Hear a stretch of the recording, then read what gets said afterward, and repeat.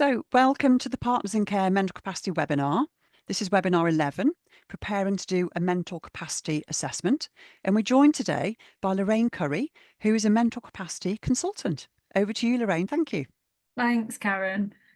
Yeah, so just a brief introduction to anyone who hasn't been here before. So I'm Lorraine Currie, as Karen just said, and I spend my time focusing on the Mental Capacity Act and a lot of the time on DOLS, deprivation of liberty safeguards.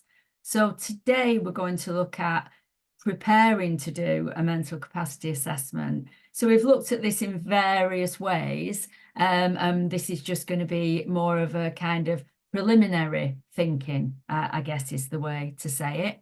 And people did send me in some examples of the kinds of capacity assessments that you get involved in. I'd already written this session based around a couple of common ones, I think. But at the end, when we stop recording and come to the questions, we can talk about specifics if anybody wants to or has got examples. Okay, so this session is preparing to do a mental capacity assessment. So we'll remind ourselves before we start with the preparation what we actually mean by mental capacity. And I spend a lot of time trying to think of different ways of saying this. How can I say it to simplify it, to kind of demystify it a bit, to stop it feeling like something that's so complicated that we sort of better not go near it. So really, we're talking about, when we're talking about mental capacity, it's about the ability of a person to make a decision at the time it needs to be made. And the Mental Capacity Act describes a lack of capacity. A person lacks capacity in relation to a matter. So a person lacks capacity about something specific if at the material time, so that is if at the time they need to make the decision, they're unable to make a decision for themselves because they have an impairment of or a disturbance in the functioning of the mind or brain. So in other words, a person lacks capacity for a specific decision or action if they can't make that decision themselves. And the reason that they can't make that decision for themselves is because they have a mental impairment. And we've spent time in other sessions looking at what a mental impairment is. But just to remind ourselves again, it can be something temporary or it can be something permanent. So it can be a learning disability or it can be something less sort of specific, like confusion due to medication, or it can be the effects of a stroke, or it can be drug and alcohol related. So alcohol being an example of a temporary mental impairment, not all the time, but often if somebody is really under the influence of alcohol, then they most likely wouldn't be able to make a decision for themselves. So it's a range of conditions. Some might have a name and might have been, very clearly diagnosed. Some might be less clear, like confusion, but that still is what we need to look for when we're looking at whether the person lacks capacity. So we look at their ability to make a decision and we look at whether they've got a mental impairment. So when we're doing this mental capacity assessment, it's mainly a functional test, which is good news. It's kind of quite a practical, it's based in reality and in the person's functioning in the world. So we're looking at 4 things. Can the person understand the information they need to understand in order to make the decision? Can they retain it long enough to make the decision? Can they use and weigh it? So we don't just receive information, do we? We go, oh, right, okay. So if I do this, that will happen. And if I don't do that, that will happen. We do something with information we're given in all our decision making across the board. So the person needs to show they can use and weigh that information. And then finally, to have mental capacity, they need to be able to communicate the decision they want to make.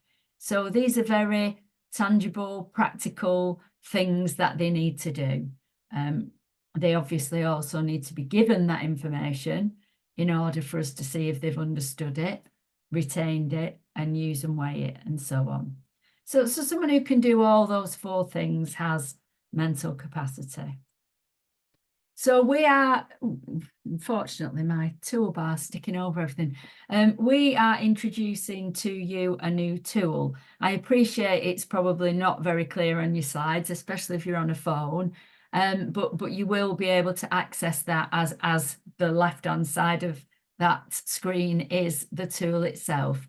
So it's to help people thinking about getting kind of ready to do a capacity assessment, what the planning needs to look like and what you need to think about before.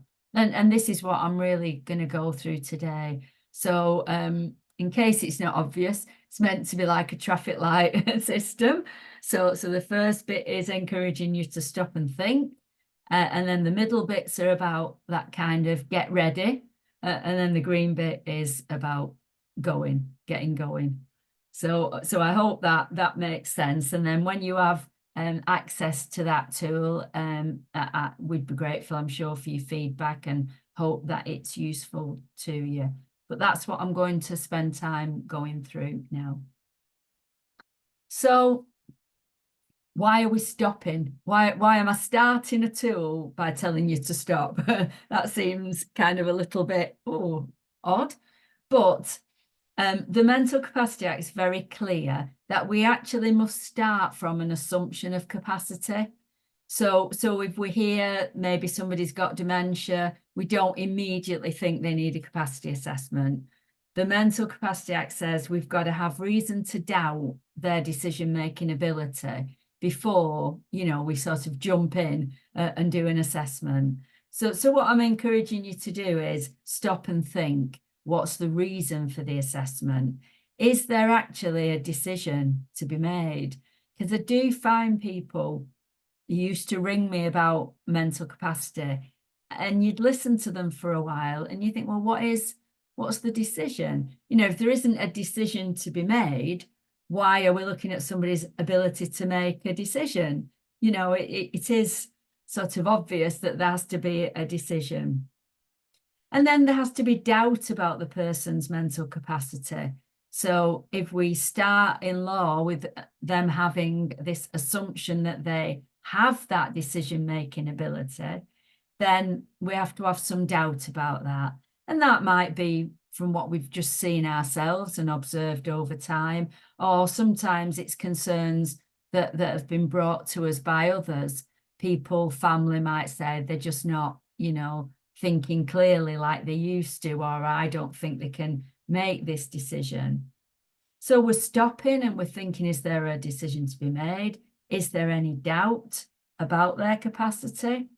And then we're thinking, have we taken all practicable steps to support them to make the decision themselves before we do a capacity assessment?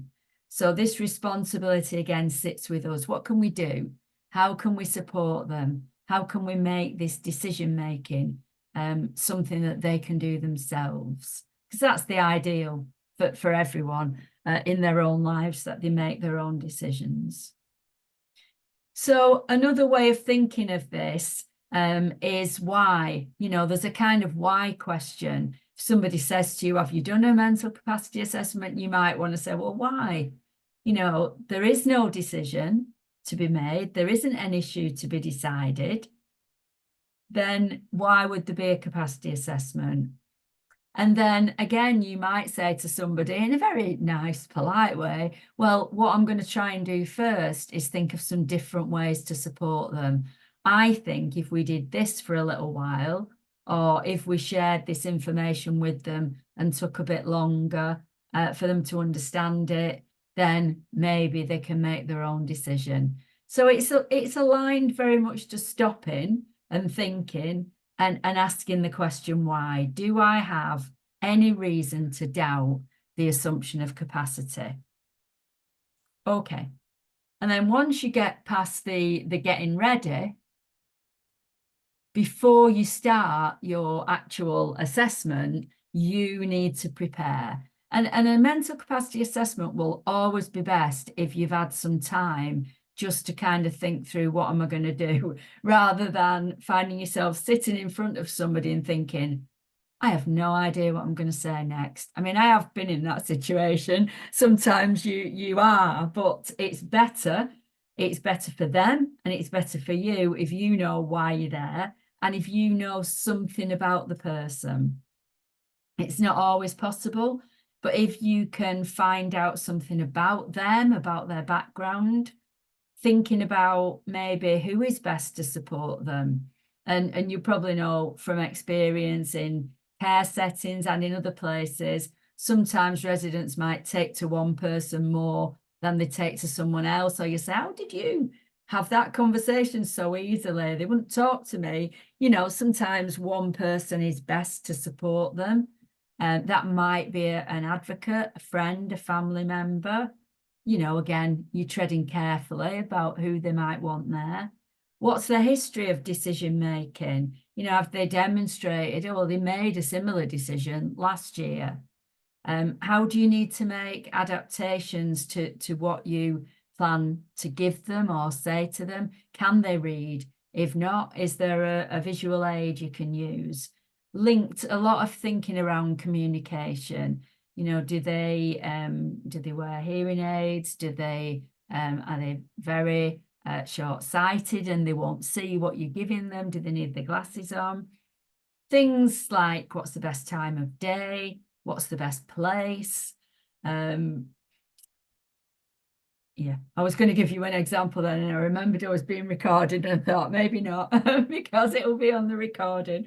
I'll give you some examples later. Sometimes the location might be like the least place you think. Let's go and have a coffee, and this is where the person feels most comfortable. But it's about asking them, are you okay if we have this conversation here? What materials are available to help you and to help them understand? So we know that capacity is always time and decision specific. So we've got to start by having a very clear decision. You know, if there is a decision to be made, write it down as simple as you can get it to be. You know, can Mrs. Smith manage her own medication? Is Jane safe using a mobile phone to access the internet? You know, some of these decisions that we might have to make, write it down clearly and simply. Then you know what you're looking at, they know what you're looking at, and it's much easier to work from there and to start to work out what questions you might need to ask. So when we've talked on previous webinars, we've talked about the information the person needs in order to make a decision. And for some of the sort of big issues like care, accommodation, treatment, hoarding, sex, internet use, the work on those has already been done, and that's in the link that you will get to. It's a document by 39 Essex Chambers, and it will tell you for this decision, this is the relevant information. So, you know, you do not have to reinvent the wheel. For some more simple decisions, you will, and we'll look at an example in a minute. You'll need to think, okay, to make this decision, what would somebody need to know?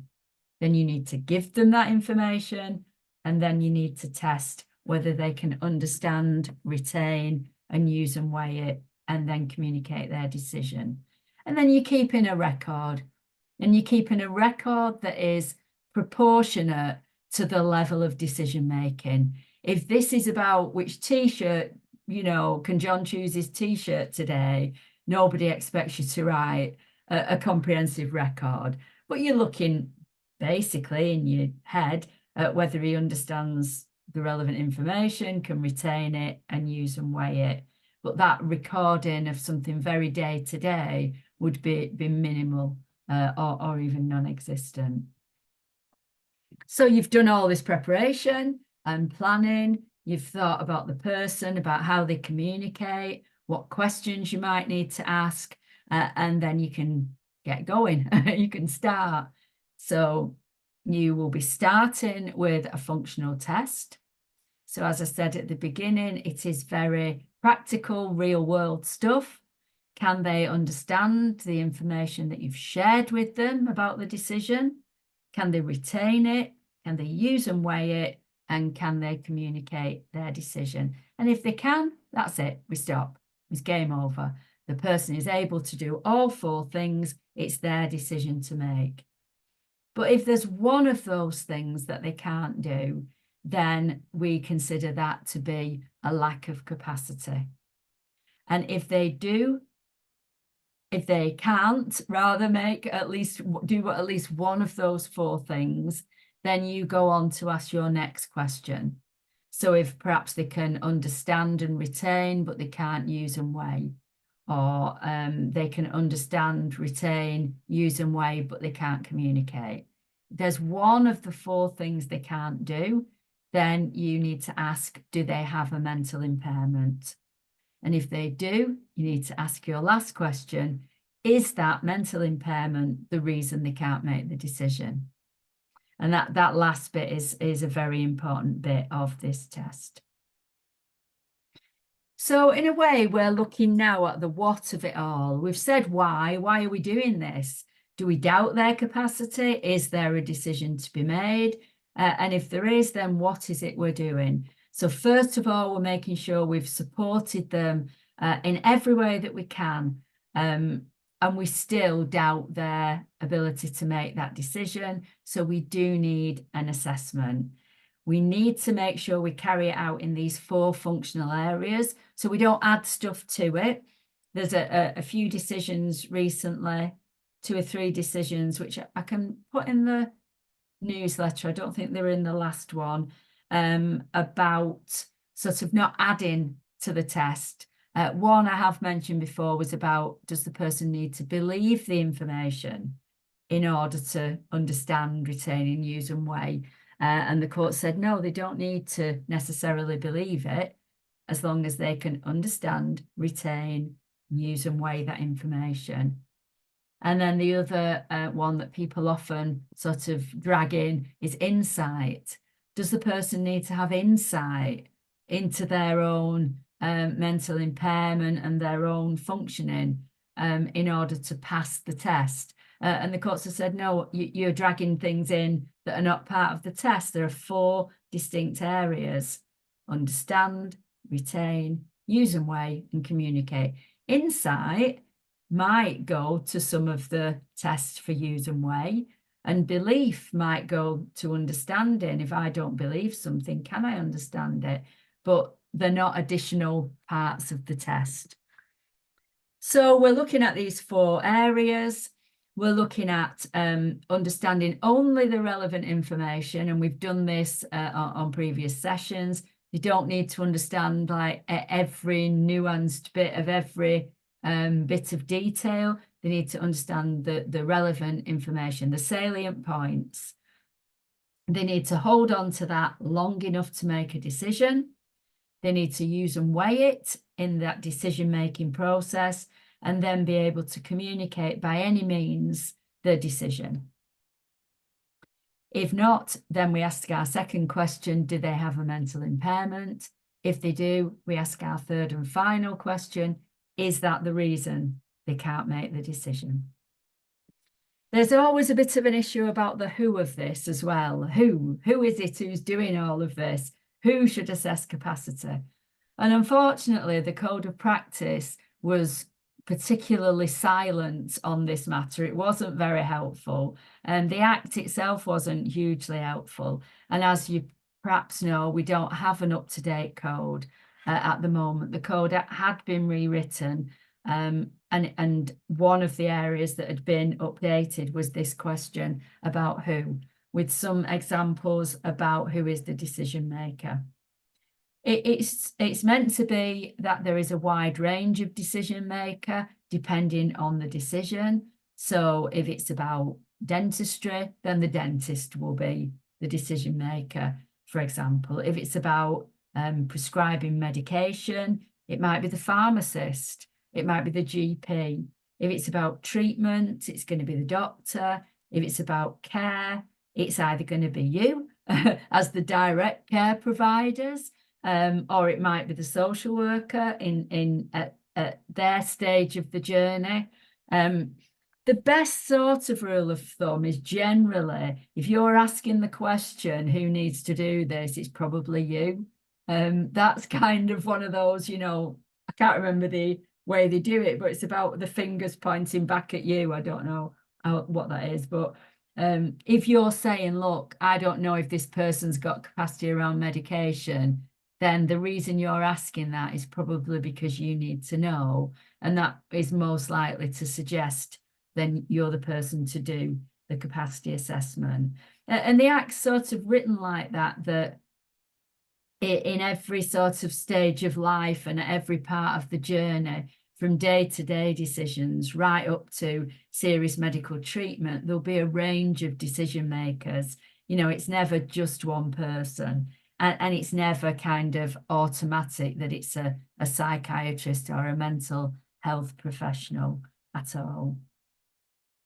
So we're just going to look at an example, and we'll see how this works, because there are a couple of slides with a lot of writing on, but I couldn't think of another way of doing it other than recording myself, like doing a dramatic play with another person. So let's imagine a resident has been admitted to a care home. She's been completely self-caring at home until about the last 6 months. It appears that the main concern, certainly from family, is frailty and risk of falls. She's become quite nervous of walking too far, and the last few falls have affected her confidence. Family all live at a distance, but they don't report any additional concerns to you. She has several different medications, but there's no suggestion that she wasn't taking them correctly at home.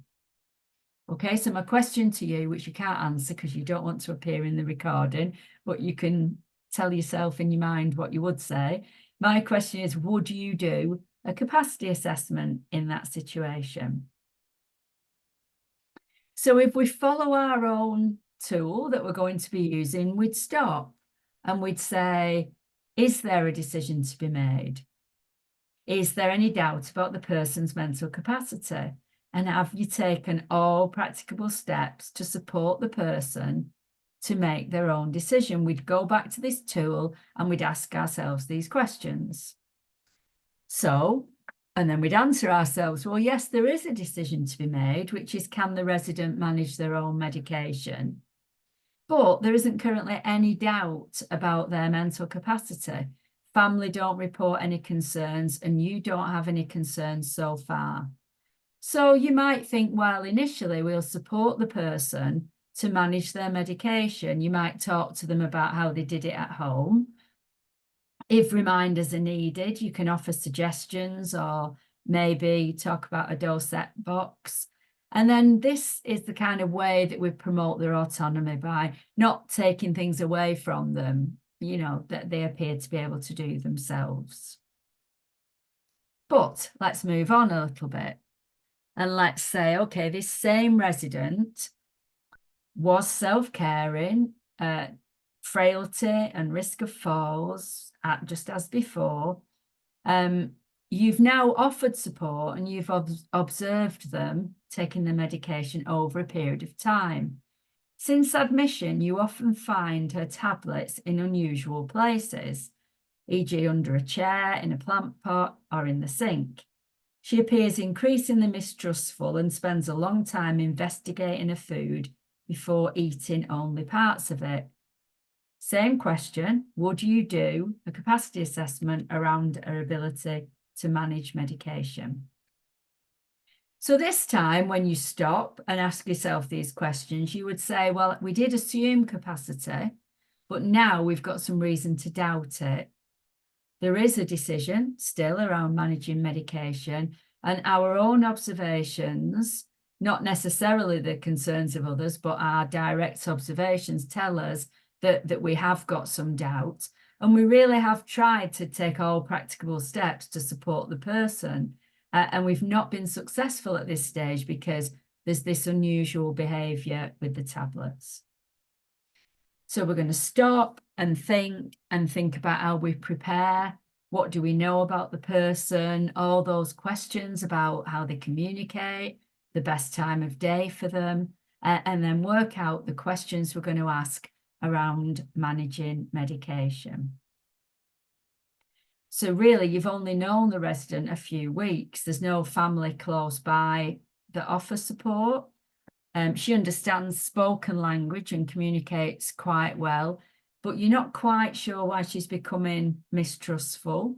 She seems to confide in one member of staff and she gets on well with her GP.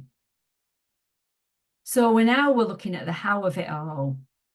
So we're going to try and write down simply what our decision is, and then try and think from there about how we can give the information in order for a decision ultimately about whether this resident can manage their own medication or not. So in preparing, we think, well, what's relevant to the question of managing our own medication? Once we know that, we'll know what questions to ask, how to test it, and how to check our communication, and then we'll write it down. We'll try and keep a record. So in order to make the decision, we think she would broadly need to know what medication she takes, not necessarily the name, but be able to say, oh, I take a tablet for this, a tablet for that, and a tablet for something else. She'd need to know when she takes it, broadly what it's for, and what will happen if she doesn't take it. So we're sorting all this out in our minds, you know, before we meet with her. So once we know, we can then think about how we're going to share that information with her and how we're going to ask questions. So if we were writing it down in a sort of formal kind of capacity assessment, we'd say the decision to be made is, can Pauline Brown manage her own medication?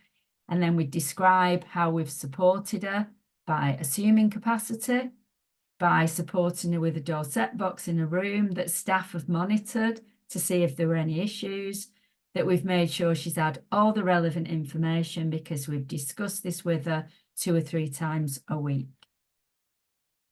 So I appreciate there's a lot of writing on here. I wanted to try and do it in some kind of, like a play, but I couldn't work out how to do that. So you might record something like this. Obviously, please don't copy this as a standard.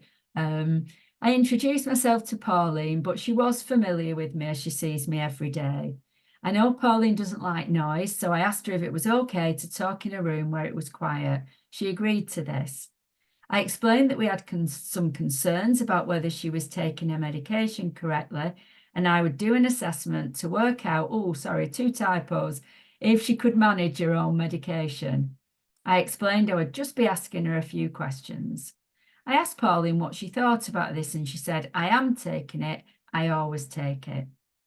I said that care staff had found some tablets under a plant pot in the sink and in some other places. Pauline said, I didn't put them there. I always take them. So just to reaffirm the relevant information, I said, okay, so you have 3 lots of medication, don't you? One is for your heart, one is for blood pressure, and one is a blood thinner. Have I got that right? And Pauline said, yes, 3, 2 in the morning and 1 at night. I then asked Pauline to show me which are the ones she takes in the morning and which one at night. Pauline said, I can't find the tablet box. So I asked her, did you take them this morning? It's Tuesday today. And Pauline said, yes, she did. We agreed we would look for the box and I found it under a chair. Pauline became a little bit agitated and said, I didn't put it there. The carer must have done that this morning. I suggested that we just have a look if she took them this morning. Pauline immediately saw that they were still in the box and she said, no, they're still there. Someone must have put more in. No, I took them. They did it. They did it again. I also saw that Monday night's tablet was still there too. I asked Pauline what might happen if she didn't take them, and she quickly replied, I might get ill again. She knew that the medication was important. Her response was to take all the missing ones now. I discouraged her from this and said we'd just chat for a bit longer. It's my opinion that Pauline can understand the relevant information. When she's given time, she broadly knows what it's for, how many tablets and when to take them, and that she might get ill if she doesn't take them. Then we'd move on to look at retain. I wanted to check out that Pauline had retained the relevant information. I reiterated that it was important to take the tablets so she didn't get ill again. I asked Pauline again, how many tablets do you take? She was a bit upset by finding out that she had missed some of the tablets, and she shouted, oh dear, more typos. I just can't remember now. Then she calmed down a bit and said, I'm a bit confused. I think I take 2 at night. I reminded her that it's 3, 2 in the morning and 1 at night. It's my opinion that Pauline can usually retain the relevant information, but at times might get agitated, and this will cause her to be more confused. Then we move on to look at whether she can use and weigh. From my discussion with Pauline, which is supported by care staff and their observations, I think that dementia is impacting Pauline's memory on a day-to-day basis. Although she has good understanding and fully intends to take her medication at the right time, she's forgetting to do so, and this in turn causes her distress. It may also place her at risk if she did take them all at the same time. For these reasons, I don't think Pauline can use and weigh the relevant information. So the conclusion there is she does not have capacity to manage her own medication in the current arrangement of a dosette box in a room, because the impact of dementia on her day-to-day memory means that she sometimes forgets, but she also doesn't accept this and is trying to cover it up by hiding important medication. Other methods will be looked at in her best interests. Okay, so I wanted to give you the sense of sort of writing something down to see how we think before we go into the assessment. We do some planning and preparation, and then it's a conversation, which we record. Another example here is Arthur, who has a learning disability and very poor verbal communication. He doesn't use Makaton. He can speak, but he is hard to understand. On this basis, he is often misunderstood. A conversation with Arthur takes a long time. Sentences must be short and simple, and he must have time to consider an answer. Photos or pictures can aid communication, but only if you are certain that he recognises and identifies with the picture you are using. Arthur needs to move to a new supported living setting. So again, we would be looking at whether we need to do a capacity assessment. Is there reason to doubt his capacity? We would then look at how we prepare for that, and we would think about how to write that as a clear, simple decision, perhaps using picture cards to test his understanding, or yes and no, or thumbs up and down. Most importantly, giving him enough time and being willing to let him think those things through, not a sort of rushed conversation. You may need to do a bit today, a bit tomorrow, and so on. So that kind of stop, prepare, and go is the basis of the tool that you will find added to the Padlet, I believe.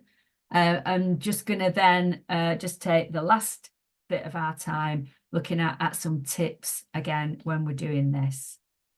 So first of all, thinking about the environment.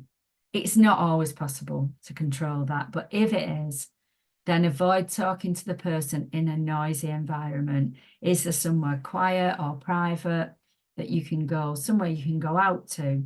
A person with dementia or a learning disability might find it hard to focus on conversation if there's like lots of distracting things going on around them. And we want to give the person the best opportunity that we can to have a successful outcome whereby they can make their own decisions. And if they're just simply distracted, I worked with somebody who, if they're in any way hungry, that they're not going to have a conversation with you because all they can think about is the next meal. Sometimes it's useful to actually use your environment. And I see this quite often in good assessments where people have said, you know, you might be talking about whether the person knows where they are. You might be in a care home or a hospital, and you can say, who is this person? What does this person do? Do they help you? How do they help you? So, you know, the person using what you see around you. If verbal communication is difficult, generally you should always use an open question, you know, tell me about, that kind of thing. But if verbal communication is different, you might need to find closed questions. And actually, they're often a lot harder when you want the person to just say yes or no, you know, or point. And then you've got to make sure you ask the question one way, so the answer is yes, and the other way, so the answer is no, in order to make sure they're not just saying yes to everything. So you can ask, does this person help you get washed and dressed? And then see, you know, how they respond to that. Communication, as I said earlier, really, really important. Can the person hear you? A lot of people, older people, can appear, well, not necessarily older people, but that's just my experience. I was thinking of my dad then, you know, who was fully mentally competent, but without his hearing aids in, you might have thought he was cognitively impaired, but he wasn't. He just couldn't hear what you were saying. And because he lived alone, he never saw the point of putting his hearing aids in. So it's very important that they're both in, that the batteries are working, and that they're switched on. Making sure you sit near the person. But there's also a huge importance around interpreters. If this person uses British Sign Language, or you need an interpreter, not only for deaf or deaf and blind, but also people whose first language isn't English. There will be occasions when you do need to involve other people for that communication. Think about visual aids. You know, you can very easily, in this world of Google, where you can print literally anything, a picture of anything off, you know, find out whether the person would like to just simply write down, you know, you write down your questions, they write down their answers. You can use paper, you can use an iPad. Think about pictures of different kinds of things, even different kind of emotions. How do you feel about that? You know, we can use pictures of emotions, and trying not to use jargon. And as much as we try, we absolutely all slip into it. We say words that you think nobody else would understand that. Other than our little gang, you know, we know what this means, but nobody else necessarily knows what it means. I probably told you the story before of a woman who went to social services reception to pick up a package, and there was a difficult conversation because nobody knew, you know, what was the package, what was she talking about, and she said somebody had been out to see her and told her she'd be getting a care package, and she'd gone to collect it. You know, now we know what a care package means. She didn't. She thought it was actually, you know, wrapped up in a parcel. Keep it simple. Keeping things simple benefits everyone. It doesn't have to be fancy language to be a mental capacity assessment. This is about everyday, ordinary decision making.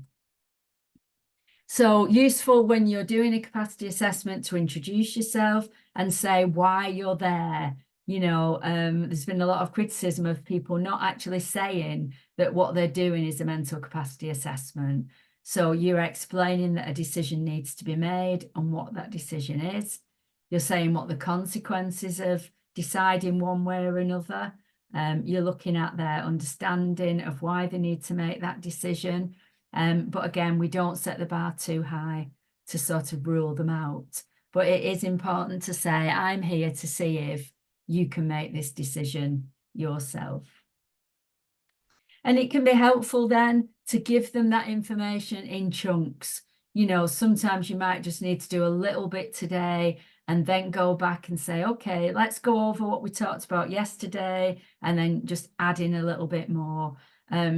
That's also good evidence that you've tried to support them, because you've broken things down, you've used simple language, and you've maybe used visual aids and so on. And you can put that in your assessment, and then you sort of bring it all together at the end. So when you're thinking about understanding, some of the ways you might record that, because at the end of the day, it's about evidence. What evidence did you have that the person didn't understand? So you might say, I wasn't able to gain evidence in the assessment to indicate that Mrs. So-and-so understood the relevant information. And then you can say, for example, she said this, she told me that, I asked her this, she said that. Giving those practical examples. Or you might say, I conclude that the person was unable to understand the information relevant to the decision for these reasons. Or there was evidence that the person did understand the information I gave them for these reasons. You know, we're not just about not having capacity, we're about doing that fair assessment based on evidence. So what would we record if we're looking at whether they can retain? So they might need to use aids, that's fine. They might say to you, oh, write it down, or I'll just completely forget what you've just said. They only need to retain it long enough to make the decision. So you need to show a little bit here about how in your conversation, perhaps you go back to, now remember at the beginning, I said, you take tablets for this. Can you remember what they were? You know, you referring back in your own conversation. And if it's a really, really big decision, then they're going to be likely to need to retain it for a longer period of time. So you might record there was no evidence to show that the person could retain the information. For example, you know, I don't know, I told them that they had £40 in the bank. 5 minutes later, I asked them how much they had in the bank and they said 5,000, you know, something as simple as that. Or you might say the person was able to tell me what we had discussed, so I concluded that they could retain the relevant points. You might say the person repeated the last thing that was said to them, indicated that they'd only retained this bit, but not the whole context. These are just some examples about how you might record retaining, whether the person can retain. They're not, you wouldn't have to put all of them, you know, it's like giving you the option here, maybe pick a sentence that, oh, that's a good way of describing it. The person was given information and then immediately or several minutes later, they were unable to bring back to mind any of the important information. They're just examples. And then when we move on to use and weigh, we've got to be careful that it's not just that the person's choosing to make an unwise decision, but that they're unable to make one. So maybe their values and outlook and the way they look at life is different than ours. We haven't then got to conclude, oh, well, that means they can't use and weigh. They might use and weigh it and say, yeah, I've heard what you've told me. I've weighed it up. I've thought about it, but I still want to do this. So people give different weight to different things, and how people describe risks is not always the same, but that doesn't mean that they don't understand those risks and that they can't use and weigh them. So we need to be careful at this step that we are absolutely certain that it's not just an unwise decision.